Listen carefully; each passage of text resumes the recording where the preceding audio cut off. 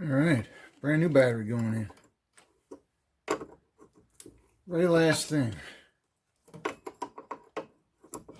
we need for our Land Rover.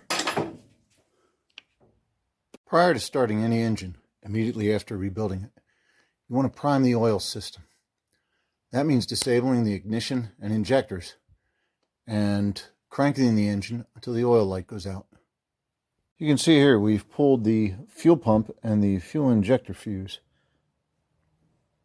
This allows us to crank the engine over with the starter without the engine actually starting.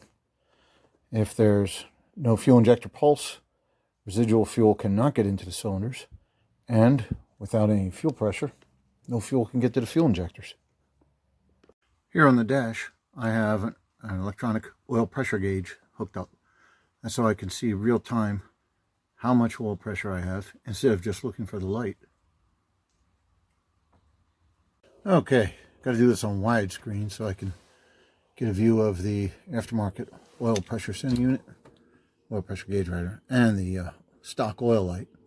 Now if you want to see how I installed this unit in the truck, see some of my other videos.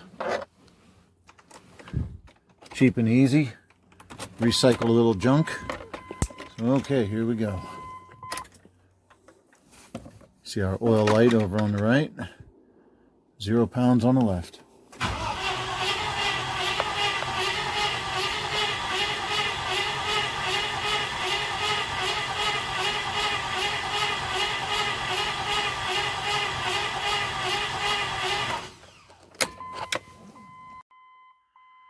Whenever it takes more than a couple of cranks to get oil pressure, I get nervous.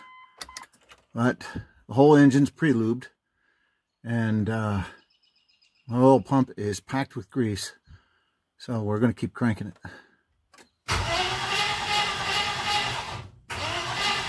Hey, there we go.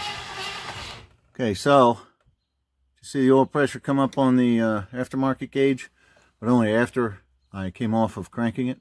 It's because that gauge is only hooked up to the accessory power.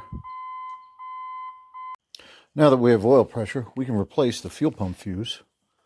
Let's see, that's 15 amp. Always use the proper size fuse. You don't want to start a fire. Make sure you get it right in there nicely. And we can put in the fuel injector fuse. That's 20 amp fuse.